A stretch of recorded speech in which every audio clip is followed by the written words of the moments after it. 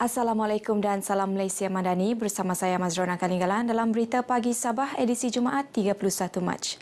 Sebuah kilang pemprosesan kelapa bersepadu bernilai 200 juta ringgit akan dibina di Langkon, Kota Marudu. Kilang ini dijangka akan menyediakan lebih 2,000 pekerjaan kepada penduduk tempatan sekitar Kota Marudu, Kota Belud, Kudat dan Pitas.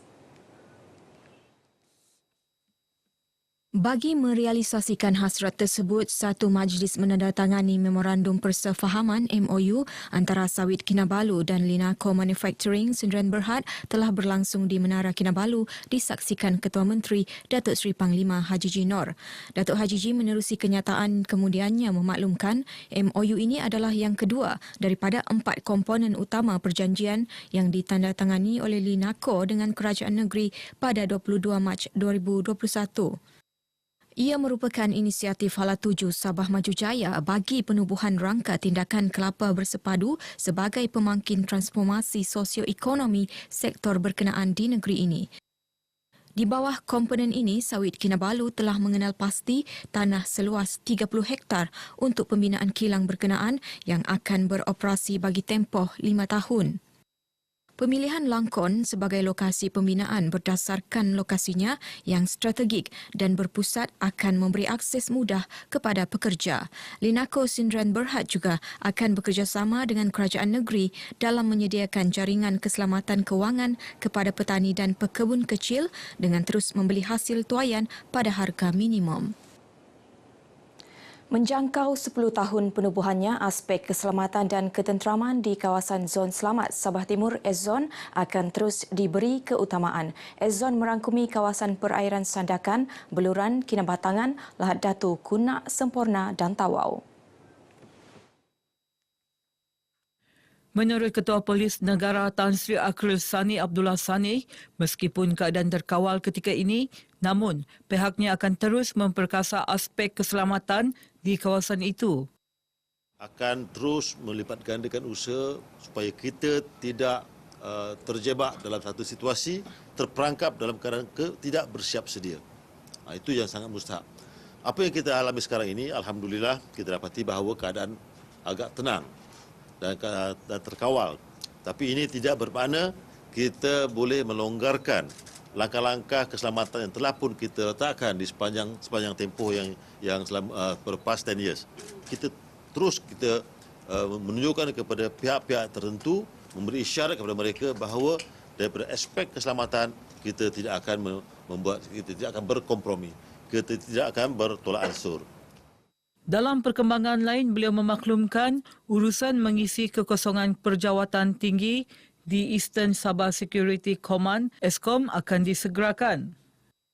Menggantikan pegawai yang terlibat untuk memastikan supaya perjalanan operasi ESCOM tidak akan terjejas. Sudah dalam perancangan kita dan mudah-mudahan dalam ada yang telah pun diisi dan ada yang dalam proses untuk dikenal pasti pegawai dan anggota yang sesuai untuk ditempatkan di pejabat-pejabatan yang ditinggalkan kosong tersebut. 542 tahanan pendatang asing tanpa izin parti melibatkan warga Filipina terlibat dalam proses penghantaran balik siri ke-8 tahun ini. Penghantaran tersebut melibatkan tahanan dari Depot Imigresen Kota Kinabalu, Depot Imigresen Papar dan Depot Imigresen Tawau melalui Pelabuhan Sandakan ke Pelabuhan Zamboanga City, Filipina. Menerusi kenyataan Pengarah Imigresen Negeri Sabah Datuk Sharifah Siti Saleha Habib Yusof, daripada jumlah itu 422 adalah lelaki, 92 wanita, 24 kanak-kanak berumur 12 tahun ke bawah serta 4 kanak-kanak berumur 23 bulan ke bawah. Semua parti yang dihantar balik ini melakukan pelbagai kesalahan di bawah Akta Imigresen 1959 Palang 63 dan Peraturan-Peraturan Imigresen tahun 1963. Proses penghantaran balik parti ke negara asal mereka merupakan sebahagian daripada operasi berterusan yang dilakukan oleh Jabatan Imigresen Sabah dalam menangani masalah kemasukan parti ke negeri ini.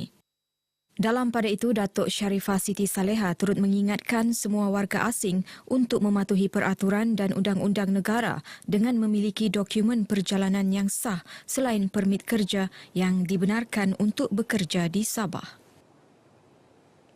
Kerajaan negeri menggalakkan kerjasama erat pihak swasta untuk menunaikan tanggungjawab sosial korporat CSR menyumbang kepada pembangunan pendidikan di peringkat awal. Timbalan Ketua Menteri, Datuk Syahilmi Yahya berkata, langkah itu merupakan satu pendekatan murni termasuklah usaha meringankan beban golongan ibu bapa membeli keperluan persekolahan anak-anak. Datuk Syahilmi berkata demikian ketika menyempurnakan program Back to School di SK Pekan Putatan. Program dianjurkan Pusat Khidmat Rakyat Ahli Dewan Undangan Negeri Adun Tanjung Keramat. Seramai 300 murid sekolah rendah dalam daerah Putatan menerima bantuan ini. Datuk Syahilmi yang juga ahli Parlimen Putatan dan Adun Tanjung Keramat berharap sumbangan dapat meningkatkan semangat para pelajar dalam menimba ilmu di sekolah. Produk dan jenama anda kurang dikenali? Mahu tingkatkan lagi hasil jualan? Terokai peluang pakej pengiklanan produk dan perkhidmatan anda di Radio RTM Sabah dengan kadar harga iklan serendah RM60. Anda boleh memilih Sabah FM, Sabah BFM, Sandakan FM, Tawau FM dan Keningau FM. Untuk keterangan lanjut, hubungi kami di talian atau boleh email kami di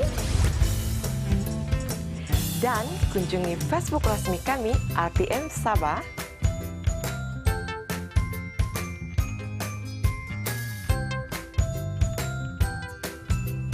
Perniagaan anda keutamaan kami.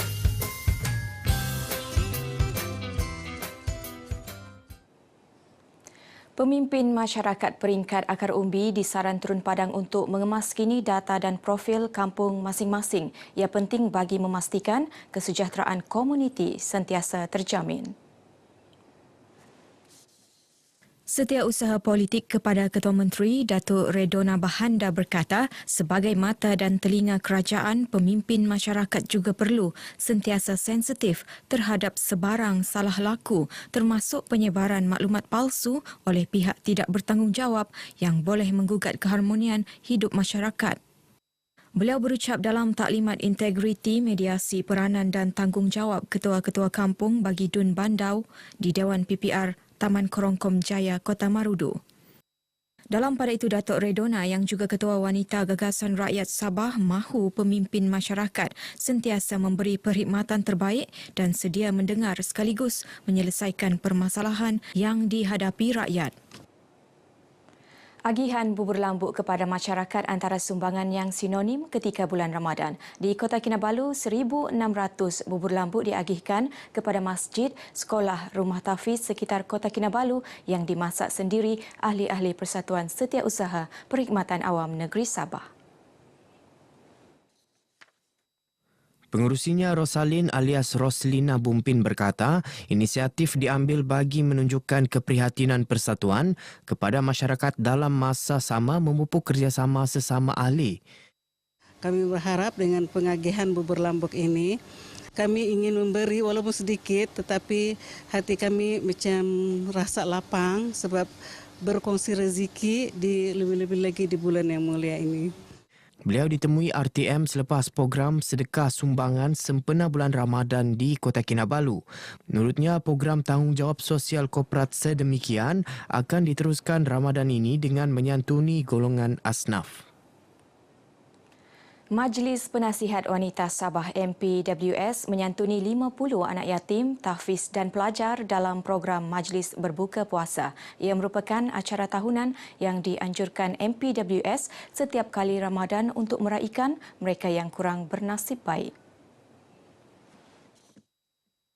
Pengurusinya Datuk Dr. Tarzia TZ Taman berharap majlis berbuka puasa ini akan memberi keceriaan kepada anak-anak yatim, tahfiz dan pelajar, seterusnya meningkatkan semangat menempuh bulan Ramadan yang mulia ini. Minggu depan kita akan juga berkunjung kepada 3 lagi pusat di Lokawi, di Sembulan dan juga di Tanjung Waru. Di sana kami datang ke rumah mereka dan memberi sagu hati kepada mereka. Agar mereka ni juga merasakan kita ni masih menyayangi mereka. Walaupun orang ni anak yatim, yang mungkin tak ada bapa atau ada ibu, kita bersama-sama meraihkan dengan mereka. Beliau berkata demikian kepada media selepas merasmikan majlis berbuka puasa bersama anak yatim di Kota Kinabalu.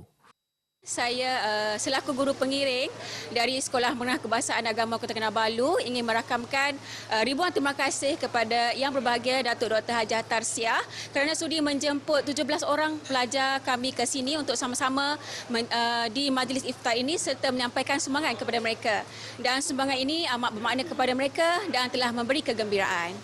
Perasaan saya gembira tengok adik-adik saya dapat berbuka, dapat makan macam-macam di sini.